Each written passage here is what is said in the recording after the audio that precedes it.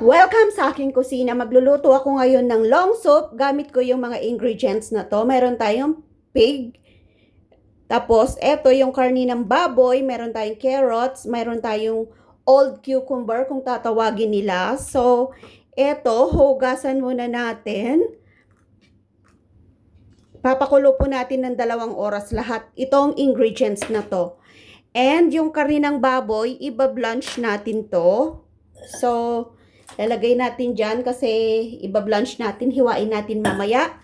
At saka itong mga buto, buto ng sitaw at saka buto ng bataw. Bataw to, patani, bataw. So, ilalagay natin sa bowl at huhugasan din natin. Bali, isang supot po to, nabibili po to sa palengke. So, sasabihin nyo lang dun sa nagtitinda na pabili ng pang soup. So, bibigyan kayo ng ingredients. O kaya magbibigay si amo nyo ng pangalan ng iluluto nyong soup at ipapakita nyo na lang doon. Lalong-lalo na yung mga baguhan dito sa Hong Kong na minsan lang tinuturuan ng amo. So, eto po yung magiging ingredients natin. Yan po yung nilagay ko pero marami po ito. Kinuhanan ko lang siya ng picture. Isang supot po yan. Ito yung sinasabi kong isang supot. So, ilalagay natin lahat dito. Ang mahirap po sa pag-prepare, pagluto ng soup ay yung pag-prepare. So, ang gagawin natin dito ay lalagyan natin ng tubig. So, ang nilalagay ko pong tubig ay yung mainit na para umalsa o kaya lumambot yung ating buto. So, ngayon ay itatabi ko muna. So, babalatan natin tong carrots at hiwain natin ng maliliit. Ganon din ang gagawin natin sa cucumber. So, bago ko siya hiwain, balatan muna natin to. Hiwain natin, tapos hugasan natin. Tapos mamaya, sabay-sabay nating iluto. So, tambay lang kayo sa aking mga upload kasi marami na po akong itry natin kung madali. Balatan na lang natin ng ganito. Marami na po akong nagawang traditional Chinese soup sa aking upload. So, bisita lang kayo sa aking channel. Lalong-lalo na yung mga gustong mag-abroad at gustong matuto. Bago kayo pumunta dito, manood muna kayo ng aking mga niluluto para magkaroon po kayo ng idea. So, gumagawa ako ng mga tutorial na ganito kasi gusto kong matuto kayo bago kayo pumunta dito para hindi naman kayo kawawa pag inutusan kayo ni amo, wala kayong alam. Kasi nung pumunta ako dito, hindi pa naman uso yung YouTube na yan. So, hindi po ako nanood. So, wala akong alam. Nagagalit lagi si amo. So, eto, tanggalin ko muna yung kanyang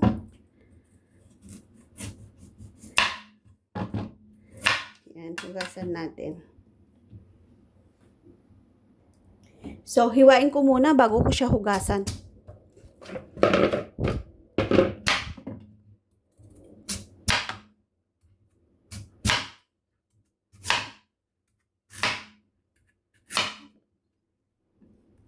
Medyo malalaki.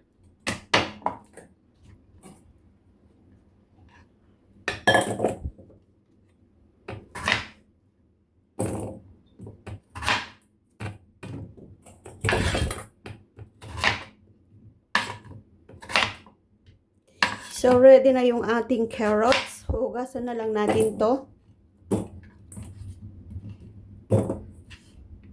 So, eto naman, tatanggalin natin yung kanyang may buto to eh. Di ba may buto? Ayan. Tanggalin ba natin? Tinatanggal nyo ba? Parang hindi ko alam kung tatanggalin ko. Tanggalin ko na lang. Tanggalin natin.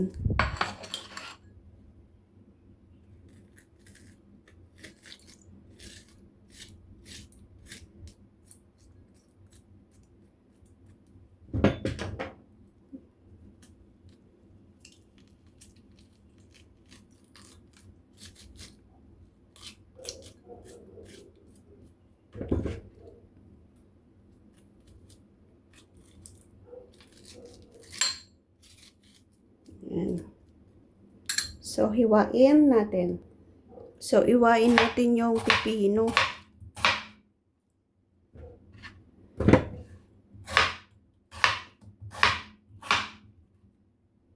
Mas maganda palang tanggalin yung ano, no? Yung buto. Kasi yung soup natin, maraming buto mamaya. Ang pangit niya. So, yan. Hugasan na natin to at magpakulo na tayo. Jaran! Tapos na yung ating mga ingredients na hiwa na natin lahat. So, hugasan natin to.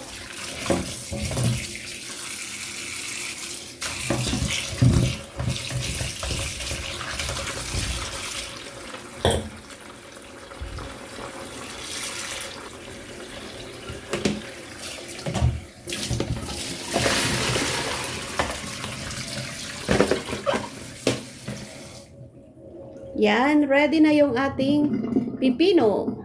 Hugasan naman natin yung ating carrots. So, iboboil na natin yung ating karne para makapag-start na tayong mag-boil ng 2 oras.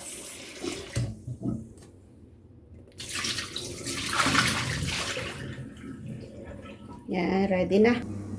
So, yan na po lahat yung ating ingredients. Ready na. So, ibablanch natin yung ating karne ng baboy.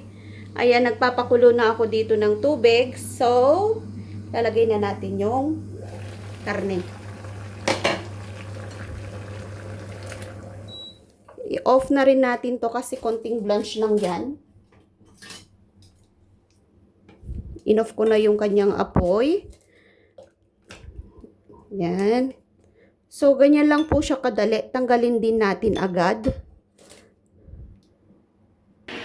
So, ready na lahat yung ating ingredients. Magpapakulo na tayo ng ating tubig. So, lalagyan natin ito ng 2 litro.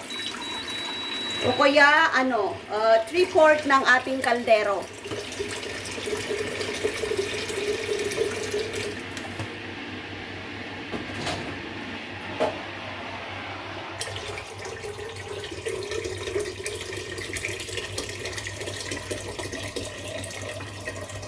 Takpan muna natin to para madaling kumulo.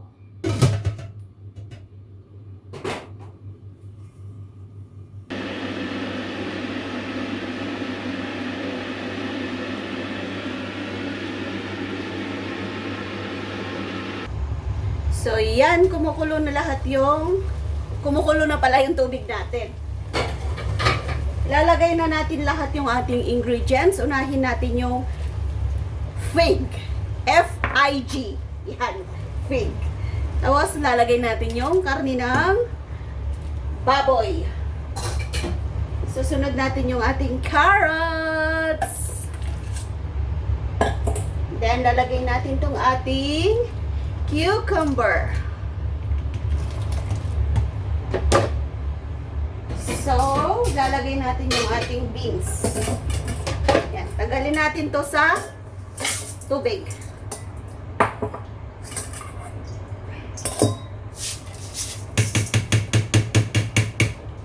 Yan, ready na yung ating ipapakulo.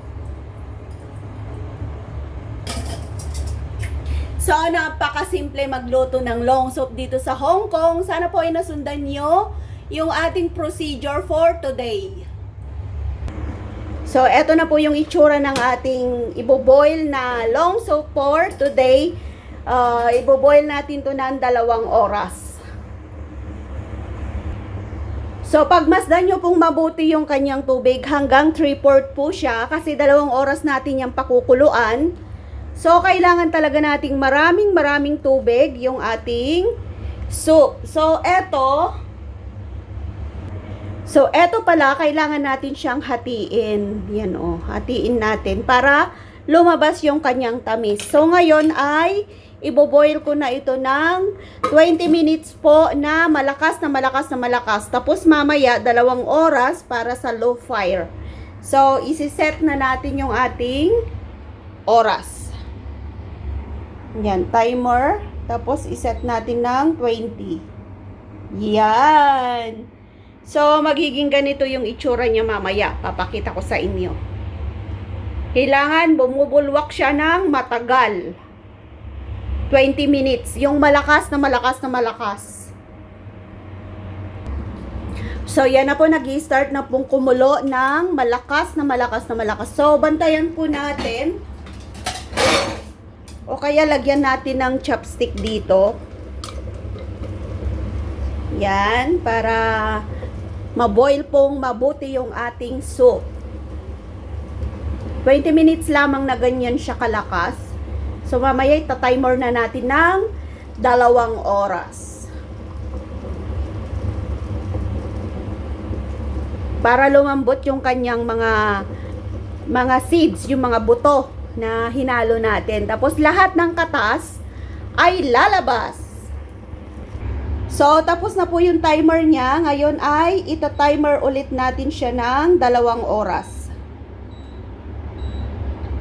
Yan. Kailangan natin ng 2 hours. Ayan. So, naka-timer na yan ng 2 oras. Ganyan na lamang po yung kanyang pagbulwak. Yung medyo mahina na lang siya. Kasi 2 oras talaga natin siyang ipapakulo. So, bantayan natin baka masunog o kaya maubusan siya ng tubig. So, balikan ko ulit kayo mamaya pag luto na. So, luto na yung ating long soup. Ayan. So, creamy po siya. So, gusto nyong tikman natin. Magsasandok na tayo. Off ko to. Diba? Ang sarap niya. So, napaka-creamy po yung soup natin. Tignan nyo siya, oh. Lahat nung katas niya nandun na sa ano. So, tikman na natin yung ating soup. Gusto nyo ng laman, lagyan natin ng laman. Ayan, durog na durog yung kanyang sahog.